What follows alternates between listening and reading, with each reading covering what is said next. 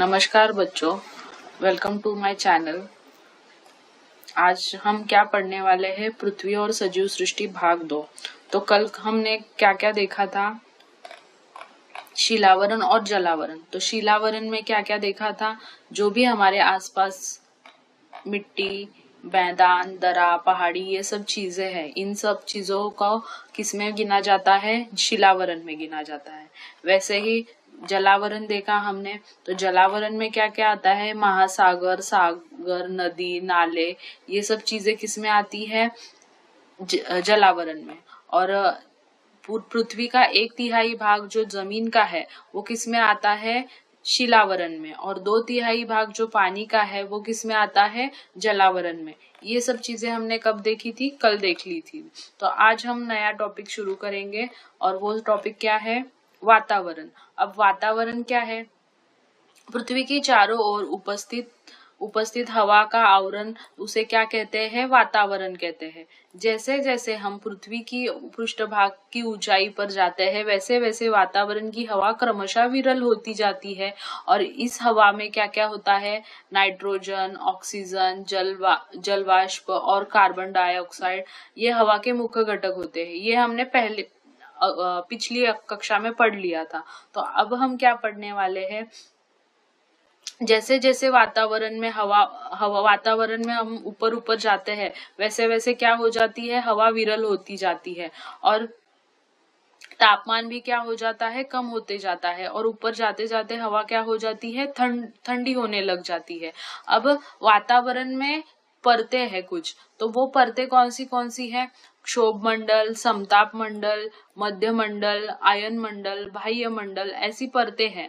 ये जो परतें हैं वो वातावरण की कुछ परतें हैं जो हम पढ़ने वाले हैं पूरे डिटेल में। तो अब ये है पृथ्वी, ये पृथ्वी है, उसके ऊपर ये क्षोभ मंडल है, फिर ओजोन गैस है, फिर समताप मंडल है, मध्य मंडल है, फिर अयन मंडल है। ऐसे करते करते लास्ट में कौन सा आता है? बाह्य मंडल। तो इन सब चीजों के बारे में अब हम पढ़ने वाले हैं पूरे डिटेल में। तो अभी ये क्या क्या होता है, वो कैसे कैसे होता है, वो अब देखेंगे हम। मैं आपको एक चित्र दिखाती हूँ। उस चित्र में देखिए, उस चित्र से आपको थोड़ा बहुत अंदाजा आ जाएगा कि वायु। तो बच्चों, हम अब चित्र की मदद से पृथ्वी की परतें समझेंगे। तो पृथ्वी के सबसे पास की नजीक की जो परत है उसे क्या कहते हैं हम? क्षोभ मंडल, ट्रोपोस्फियर। ये कितनी दूरी तक है? 0 से 13 किलोमीटर के आसपास की जो परत है ये है क्षोभ मंडल। उसके ऊपर है समताप मंडल, जो 12 से 50 किलोमीटर के आसपास पाई जाती है। और उसके ऊपर है मध्य मंडल, फिर ताप मंडल, बाह्य मंडल। अब ये क्षोभ मंडल में जो होता है, क्या क्या होता है? बादल पाए जाते हैं, गर्म वायु के गुब्बारे पाए जाते हैं और विमान भी वहां पर उड़ती है। ये जो चीजें कहाँ देखने को मिलती है? क्षोभ मंडल में।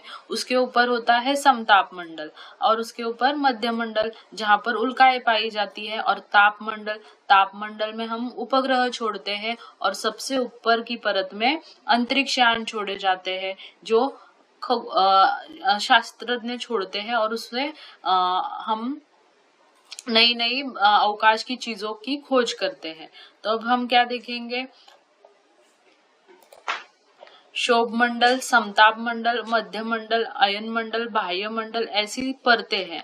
तो ये परतें कहाँ कहाँ पाई जाती है? पृथ्वी के आसपास जो पाई जाती है वो क्षोभ मंडल है। अब ये क्षोभ मंडल जो है वो कितने किलोमीटर तक है? 13 किलोमीटर की दूरी तक पाई जाती है। और यहाँ पर इस परत में जो हवा होती है वो गर्म होती है और उस धीरे धीरे ऊपर जाने पर वो हवा क्या हो जाती है? विरल होने लग जाती है। और उसके ऊपर के मंडलों में जाने के बाद वो हवा धीरे धीरे क्या होने लगती है? ठंडी होने लग जाती है। तो ये हो गया। अभी देखो, सूर्य द्वारा पृथ्वी पर ऊष्मा मिलने के कारण पृथ्वी का पृष्ठभाग गर्म होता है, जिसके कारण पृष्ठभाग के समीप वाली हवा सबसे अधिक गर्म होती है। क्योंकि ये जो पूरी पृथ्वी की जो जमीन है वो क्या हो जाती है? गर्म हो जाती है। और गर्म होते ही वो गर्म हवा कहाँ जाती है? हवा में मिल जाती है। तो ये पृथ्वी के पास का जो मंडल है, इसी मंडल में क्या होती है, ये गर्म हवा फैल जाती है। इसके वजह से ये जो पृथ्वी के पास का मंडल कौन सा है, क्षोभ मंडल। इस मंडल के आसपास की जो हवा है वो क्या पाई जाती है, गर्म पाई जाती है। और क्रमशः उसके ऊपर जो हवा जाती है वो हवा क्या होती जाती है, ठंडी हो जाती है। और उसके बाद क्या होगा, इन सब मंडल में जो पाए जाने वाली है वो बादल, वर्षा, कोहरा, पवन, आंधी, तूफान, ये सब जो है वो इस मंडल में क्या हो जाती है, ये घटनाएं पाई जाती है। तो ये हमने देख लिया। उसके आगे क्या होता है, पृथ्वी की सतह से क्षोभ मंडल के बाहर लगभग 50 किलोमीटर तक कौन सा मंडल है, समताप मंडल है। और इस समताप मंडल में कौन सी परत पाई जाती है, ओजोन गैस की परत। ये ओजोन गैस की परत क्या है, अब ये देखो, ये जो परत है ये कौन सी परत है, ओजोन गैस की परत है। और ये ओजोन गैस की परत क्या करती है, ये जो सूर्य है, ये सूर्य क्या करता है, बहुत सी ऐसी किरणें बाहर फेंकता है जो हमारे लिए हानिकारक है। तो उनमें से एक किरण होती है वो पराबैंगनी किरण होती है, जो हमारे लिए बहुत हानिकारक होती है। तो ये पराबैंगनी किरणों से बचाने का काम जो करता है वो कौन करता है, ओजोन गैस की परत हमें उससे मदद करती है। तो ये ओजोन गैस की परत बच्चों किस लिए मदद करती है हमें, ये सूर्य से निकलने वाली जो पराबैंगनी किरणें हैं इनसे हमें बचने के लिए मदद कौन सी करती है, ओजोन की परत करती है। तो ये घातक किरणें क्या करती है, वो अवशोषित कर लेती है और पृथ्वी के सजीवों का क्या करती है, संरक्षण करती है। ये हो गया। अब बच्चों हम क्या पढ़ेंगे, वर्षा। तो वर्षा कैसे होती है और ये जल चक्र कैसे बनता है, ये चीज हम अब पढ़ेंगे। उससे पहले अभी हमें नया एक शब्द मिला है, संघनन। ये संघनन क्या होता है, बाष्प का ठंडा होकर उसका द्रव अवस्था में रूपांतर होना, इस प्रक्रिया को क्या कहते हैं, संघनन। अब आप सब लोगों ने किचन में बर्तन में किसी ने सब पानी तपाते हुए देखा होगा। तो पानी जब उबालते हो और उसके ऊपर कोई ढक्कन रखा जाता है, तो वो ढक्कन के ऊपर क्या होता है, ढक्कन ढकने के बाद में उस ढक्कन के ऊपर कुछ बूंदे देखने को मिलती है ढक्कन खोलते ही। तो ये जो बूंदे दिखती है वो पानी उबलने के बाद उस वायु का पानी के बूंदों में क्या हो जाता है, रूपांतर हो जाता है। वो जो रूपांतर होता है उसी को क्या कहते हैं, वायु का डायरेक्ट पानी की बूंदों में रूपांतर जो होता है उसी को हम क्या कहते हैं, संघनन कहते हैं। ये इतना आसान है, मतलब ये मैंने आपको इतने आसान तरीके से समझाया। अब देखो वर्षा कैसे होती है। तो अभी वर्षा होने के लिए सबसे पहले अभी ये देख रहे हो आप, जल चक्र, ये जल चक्र ही है जिसके कारण वर्षा होती है। अब क्या मैं आपको है ना एक छोटे से वीडियो के जरिए समझाती हूँ कि वर्षा कैसे होती है। तो बच्चों अभी ये वीडियो देखो, इससे सूरज क्या कर रहा है, अपनी किरणों से ये समंदर के पानी को क्या कर रहा है, गर्म कर रहा है। और ये पानी गर्म होने के बाद में ये जो धीरे धीरे वाष्प क्या हो रहा है, ऊपर की ओर जा रहा है। तो ये वाष्प के रूप में इसका क्या हो रहा है, वाष्पीभवन हो रहा है। अब ये वाष्पीभवन से क्या होगा, इसका पानी जो वाफ है वो वाफ क्या होती जाएगी, ठंडी होती जाएगी। और वाफ ठंड होने के बाद में उसका क्या होगा, बूंदों के रूप में रूपांतर हो जाएगा। तो ये बूंदों के रूप में जो रूपांतर हो रहा है इसको क्या हम कहते हैं, संघनन। क्या कहते हैं, संघनन। अब ये बूंदे क्या हो जाएंगी, बादल बनेंगी। अब बादल में ये बूंदे एक दूसरे के आसपास भरी हो जाने के वजह से ये एक दूसरे से टकराएंगी और फिर टकराने के बाद क्या होगा, ये बादल बहुत ज्यादा वजनदार होने के वजह से ये धीरे धीरे बूंदे क्या करने लग जाएंगी, गिरने लग जाएंगी। और इस वजह से क्या होगी बच्चों, वर्षा होने लग जाएगी।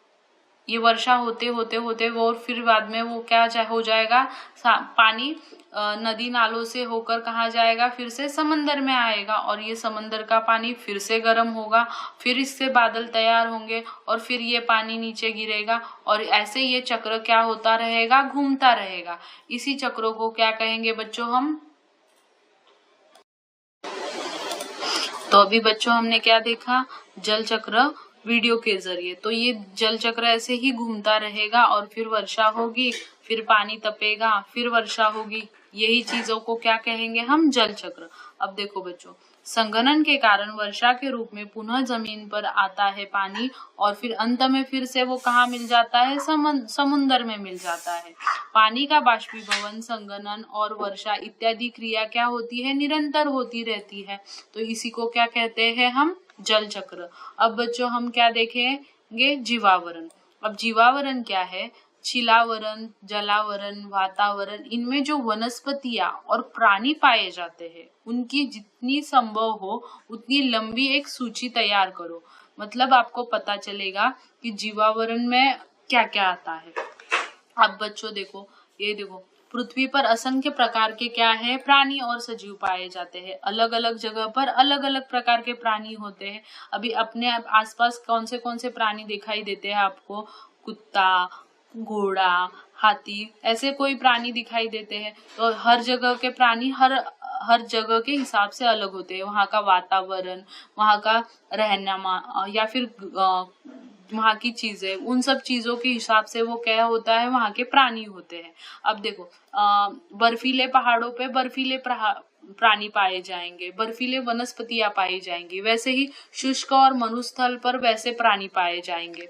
अब देखो, महासागर के तटों तक कुछ अलग प्राणी पाए जाते हैं। पृथ्वी पर अलग अलग प्रदेशों पर अलग अलग रहने वाले प्राणी पाए जाते हैं। उदाहरणार्थ ध्रुवीय प्रदेशों पर कौन से ध्रुवीय रीछ, अफ्रीका में के घास में ज़ेब्रा पाया जाता है, ऑस्ट्रेलिया पर कांगारू पाया जाता है। अब ये जो दिख रहा है वो क्या है बच्चों, कंगारू, और ये जो दिख रहा है वो क्या है, ध्रुवीय अस्वल। इसको ध्रुवीय अस्वल क्यों कहते हैं, क्योंकि ध्रुव पे, पृथ्वी के ध्रुव पे जो होता है वहां पे बहुत बर्फ गिरती है, तो बर्फ के कारण वहां का अस्वल ऐसा पाया जाता है जो कि ठंड में भी रह सकता है। लेकिन यही जो ध्रुवीय अस्वल है, अब रेगिस्तान में देखोगे तो ये ध्रुवीय अस्वल आपको पाया जाएगा नहीं, क्योंकि वो ठंडी जगहों पर रहने वाला प्राणी है, तो वो ठंड के हिसाब से वहां का प्राणी रहेगा। अब ये शेर कहाँ पाया जाता है, अपने आसपास के जंगलों में पाया जाता है, जहाँ पर बहुत सारे पेड़ पौधे हैं और बहुत घना जंगल है। वहां पे क्या पाया जाता है, शेर पाया जाता है। वो भी ये जो कांटे वाला पेड़ दिख रहा है आपको, ये कहाँ पाया जाता है, रेगिस्तान में पाया जाता है। और ये जो पेड़ ऐसे दिख रहा है आपको स्लोप में ऐसे नुकीला, ये जो पेड़ कहाँ पाया जाता है, बर्फीले जगहों पर। ऐसे जो प्राणी वनस्पतियां होती है वो कहाँ पाई जाती है, बर्फीले ठिकानों पर। तो ये सब चीजें किसमें आती है बच्चों, जीवावरण में। तो बच्चों आपको एकदम डिटेल में ये सब चीजें समझ में आ गई होंगी कि जीवावरण क्या होता है, वातावरण क्या होता है, फिर वर्षा कैसे होती है और ये जल चक्र कैसे बनता है। ये सब चीजें हमने आज देखी। तो बच्चों आपको इतना समझ में आ गया होगा। तो बच्चों अब हम क्या करेंगे, कल नया टॉपिक शुरू करेंगे। आज इतना हो गया, अब कल नया कौन सा चैप्टर है, पर्यावरण का संतुलन। ये हम क्या देखेंगे, कल देखेंगे। आपको अगर पहला और दूसरा पार्ट पढ़ना होगा तो आप मेरे चैनल पर जाकर सर्च कर सकते हो, और जिसमें पहला और दूसरा चैप्टर मिल जाएगा आपको। तो अभी आपको और वीडियोस देखने होंगे तो मेरे चैनल को लाइक कीजिए, सब्सक्राइब कीजिए और शेयर कीजिए, और बेल आइकन को दबा के रखिए ताकि आपको नई नई वीडियो मिलती रहेंगी। तो बच्चों आज के लिए इतना ही, बाय बाय।